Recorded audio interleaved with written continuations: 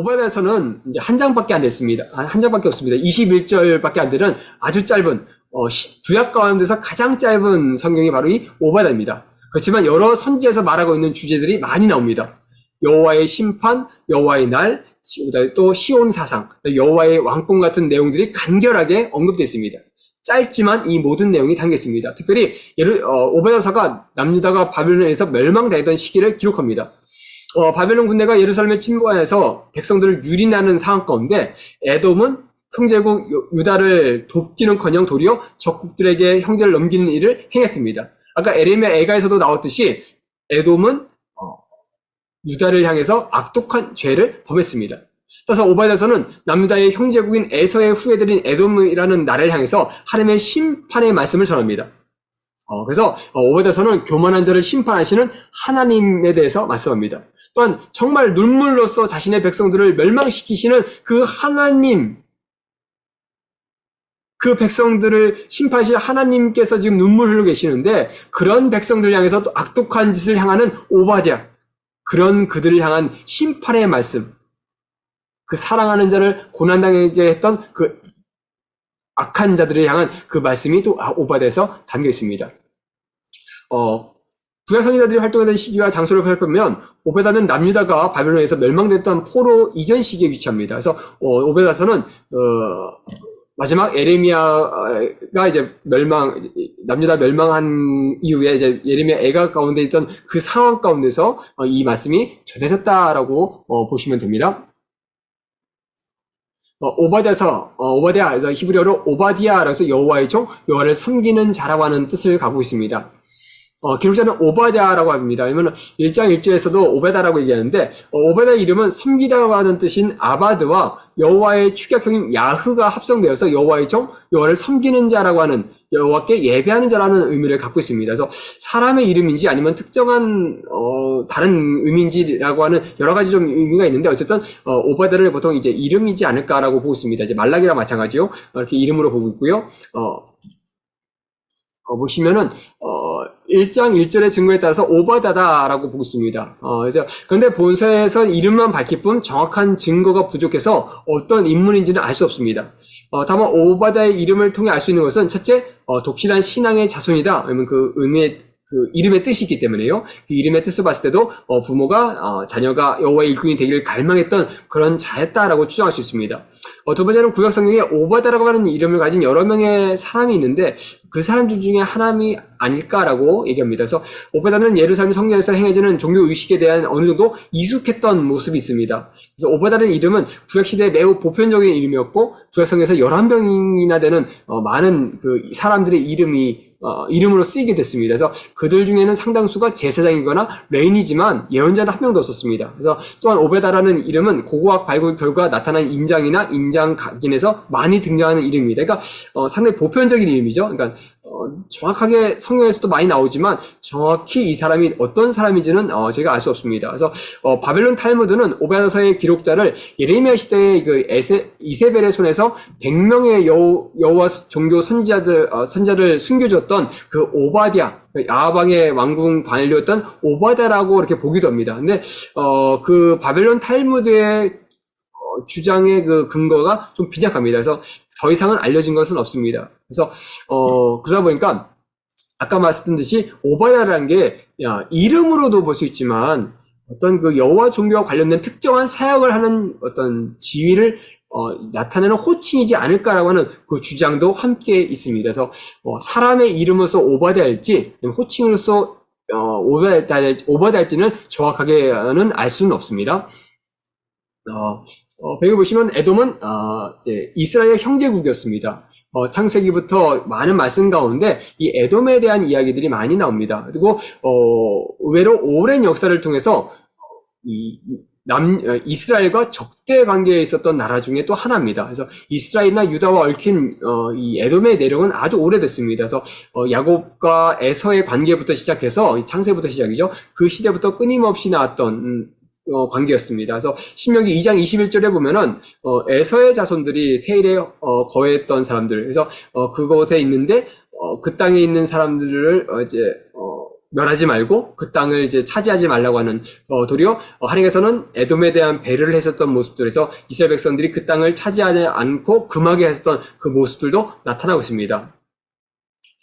그런 하나님의 특별한 배려가 있었음에도 불구하고 도리어 에돔은 하나님을 섬기지 않았고 또 이스라엘과의 관계가 그렇게 좋지 않았습니다. 그래서 사사시대에는 이스라엘과 특별한 충돌이 없었지만 사무엘상 14장 47절은 이제 사울이 에돔을 격파했었던 그런 이야기도 있고요. 그다음에 사무엘하 8장 13절 14절에서도 다윗이 에돔을 쳐서 승리했었던 모습들에서 에돔이 이렇게 이스라엘 가운데 속하게 되는 그런 모습도 있습니다. 그리고 나중에 보면 이제 솔로몬 시대 때도 그 번영의 중요한 배경이 되는 다시 에시온 게벨로 이제 해가지고 무역하는 그런 모습들 또 에돔의 그 광산들을 또 이제 개발하는 모습들이 있기 때문에 이 에돔이 이스라엘과 상당히 밀접한 관계가 있다라는 것을 볼 수 있죠.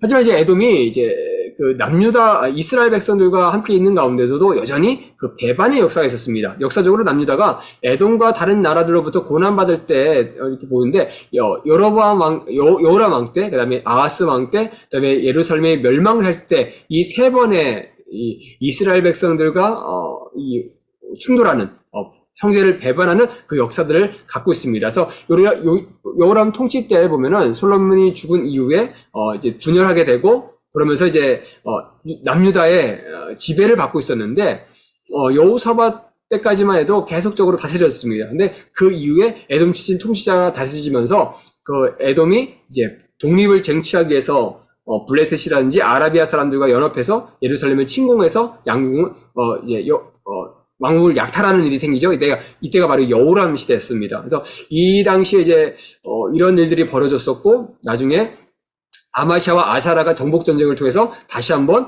이 남유다로 에돔이 속하게 됩니다.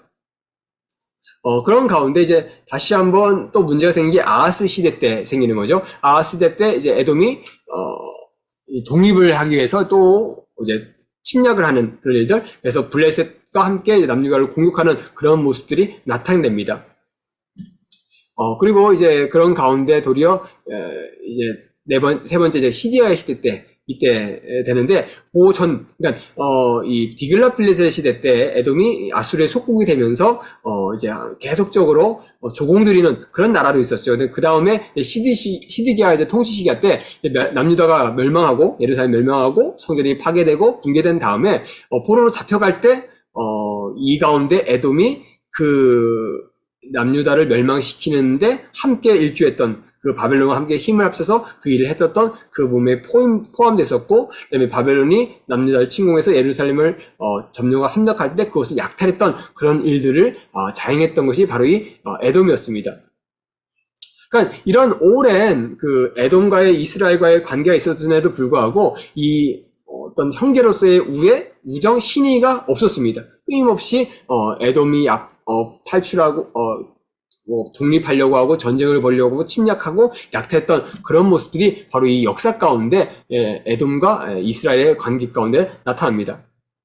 그래서 에돔에서 붉은 땅이라는 의미를 갖고 있죠. 그래서 이 왕의 대로가 통하는 곳이었고 거기서 많은 이득을 취했던 그런 곳이 됐습니다. 그런 가운데 에돔 사람들은 이제 아수르 바벨론에 이제 속국이 되었었고 그런 가운데 이스라엘 백성을 어렵게 했던 그런 모습들이 나타나죠. 그래서 기록연대는 BC 586년입니다.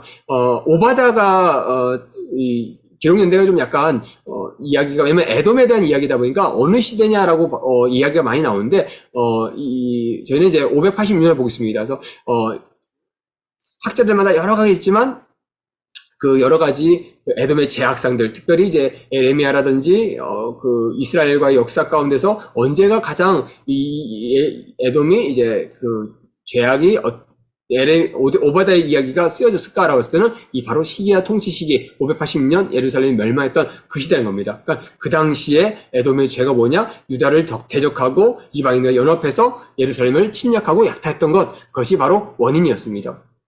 기록 목사입니다. 교만이 행한 에돔에 대한 하나님의 심판과 멸망을 선포합니다. 그래서 형제가 고난당할 때 돕기는커녕 기회를 삼아서 약탈하고 학살했던 그런 에돔을 향한 하나님의 진노를 말씀하십니다. 그래서 그 형제가 고통받는 날 기뻐하고 즐거웠던 그들에게 대해서 심판받을 것에 대해서 말씀합니다. 그러면서 이스라엘 회복을 선언합니다. 이스라엘이 회복되는 날, 구원받는 날, 교만하던 그들이 다 진멸될 것이고 이 지주상에서 멸망당할 것이다, 멸절될 것이다. 하나님께서 그들을 회복시키실 거다라는 그 말씀을 하게 됩니다. 그래서 여호와께서 여호와의 심을 만민이 알게 하기 위함이다라고 얘기합니다. 그래서 에돔이 이스라엘 족속의 기업이 황폐하여서 즐거운 것 같이 하나님께서는 에돔 땅을 황폐하여 하심으로 여호와께서 하나님이심을 알게 하겠다라고 하는 그 말씀을 하게 됩니다. 첫째 구절입니다. 오바댜의 묵시라 주 여호와께서 에돔에 대하여 이같이 말씀하시기를 우리가 여호와께서 말미암아 소식을 들어나니 곧 사자가 나라들 가운데로 보내심을 받고 이르기를 너희는 일어날지어다 우리가 일어나서 그와 싸울지어다 라고 말씀하시면서 에돔의 그 심판에 대한 말씀, 여호와의 나라의 경고의 말씀을 하시고 또 이스라엘에 대한 그 귀환에 대한 말씀. 그래서 끝에 보면 구원받는 자들이 시온산에 올라와서 에서의 산을 심판하리니 나라가 여호와께 속하리라 하면서 이스라엘이 회복되고 에돔을 다스릴 것에 대한 말씀으로 끝나게 됩니다.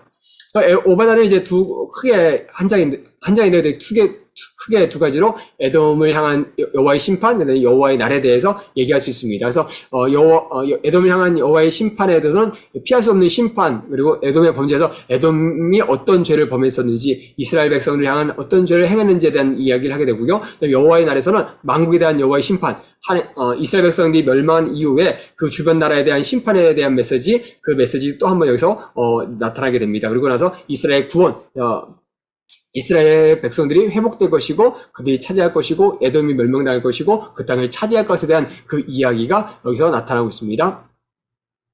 첫 번째, 피할 수 없는 심판입니다. 하나님께서는 당신의 절대적인 주권으로 범죄한 에돔에 대해서 반드시 심판하실 것을 말씀합니다. 그래서 에돔이 심판받는 이유를 얘기할 때 하나님 향한 교만, 형제 나라의 유다의 고통을 보고 기뻐한 것, 약탈들과 함께 예루살렘을 약탈한 것 때문이다라고 말씀합니다. 그래서 보시면은, 자, 크게 멸시를 받는다, 라고 할 때, 뭐냐면, 마음에 교만하고, 너희만의 일을 누가 능히 나를 땅에 끌어내리겠냐라는 그 마음이 있었습니다. 왜냐면, 에돔이, 지형적으로 유리한 지형이었고, 그것이 있으니까, 어느 누구도 우리에게 함부로 할 수 없다라고 하는 그런, 그 교만이 하나님까지도 멸시하는 그런 태도였습니다.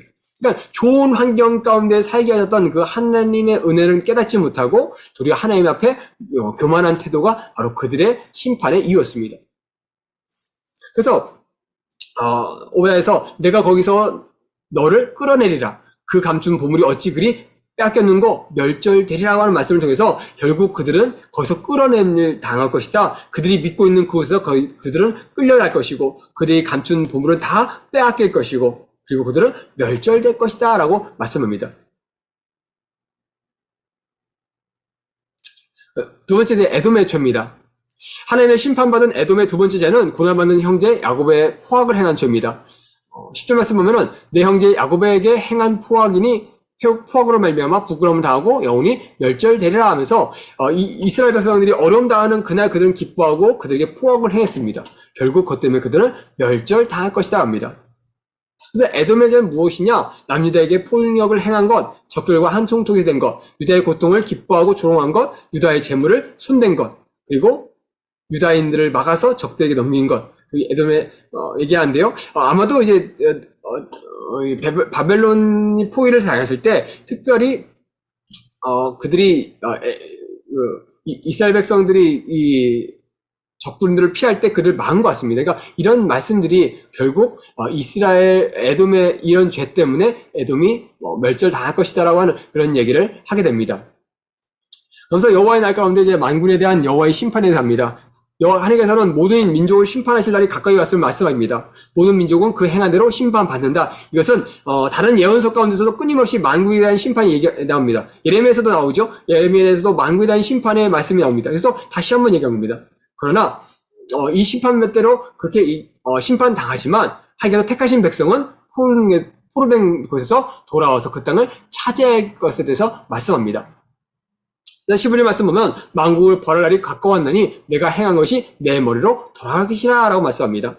모든 민족이 행한 대로 벌을 받습니다. 에돔 역시 그들이 행한 대로 특별히 이스라엘 백성들에게 행한 대로 그들은 심판받을 겁니다. 지난날 예루살렘의 이방 민족들이 남유다에게 내렸던 심판의 쓴잔을 이제는 하나님께서 모든 민족의 내림으로 악을 행한 에돔과 모든 민족들은 하나님의 진노의 잔을 마시고 그 흔적조차 남지 않게 될 것이라고 멸망당하게 될 것이라고 말씀합니다. 그리고 이스라엘 구원에 대해서 말씀합니다. 바벨론을 통한 하나님의 무서운 심판에도 불구하고 시온 산에서 피할 자가 있을 것에 대해서 말씀합니다. 17절에 야곱의 족속은 자기 기업을 누릴 것이며 에서 족속은 남은 자가 없으리라. 두 가지 딱 나누죠. 야곱 족속은 누릴 것이고 애굽 족속은 남은 자가 없으리라. 하나님께서 심판하시고 결국 모든 것을 다 진멸하시지만 그 가운데 이스라엘 백성들은 구원받을 것이고 회복시킬 것이고 에서 족속은 심판하실 것에 대해서 말씀합니다. 보시면 이제 21절에 보면은 구원받는 자들이 에서 산에서 심판할 것이고 시온 산에 나라를 다스릴 것이고 그 나라가 여기에 속하실 것에 대해서 말씀합니다. 보시면은 구원을 받는 자가 누구냐? 구원받는 자 바로 하나님께서 하나님의 백성 된 자들, 하나님께서 돌아오게 한 자들. 느부갓네살에 의해서 멸망당하고 탈취당하고 그 가운데 형제를 포악하게 했던 에돔. 하지만 결국 훗날에는 고레스 왕의 칙령으로 해서 이스라엘 백성들은 돌아올 것이고 에돔은 그들이 행한 대로 받을 것이다.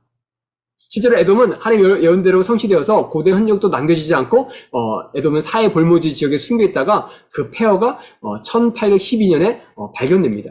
정말 하나님께서 그 예언대로 실천하셨다는 것을. 그래서 그 예언을 통해서 하나님의 백성을 괴롭혔던 그 백성들 에돔을 심판하시고 하나님의 백성을 비록 징계받고 어려움 당했지만 그들을 회복하시는 그 말씀이 또 나타나고 있습니다.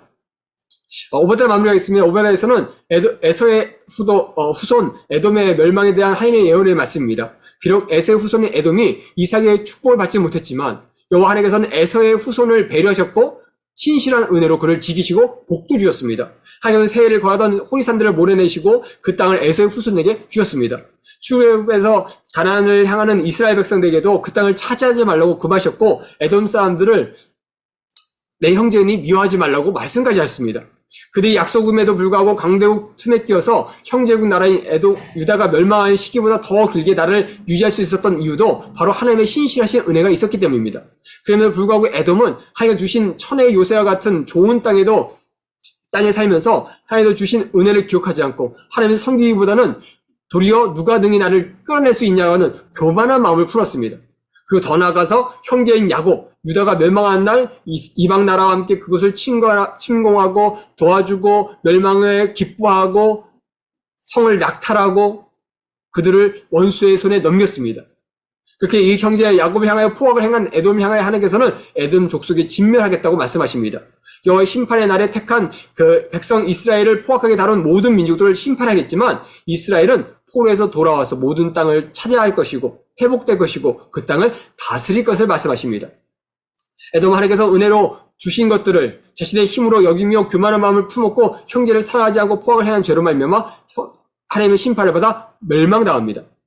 공의를 행하며 인자를 사랑하며 겸손하게 하나님과 함께 행해야 합니다. 그렇지 않았던 그들의 모습이었습니다. 하지만 그럼에도 불구하고 하나님께서는 하나님의 백성을 향한 주님의 은혜를 여기서 보여주게 하십니다. 정말 오바댜를 통해서 정말 하나님께서 어떻게 신실하셨는지 또한 자기의 백성들, 사랑하는 백성들을 괴롭혔던 그들을 어떻게 멸망시키시고 심판하신 대한 말씀을 여기서 보여주고 있습니다.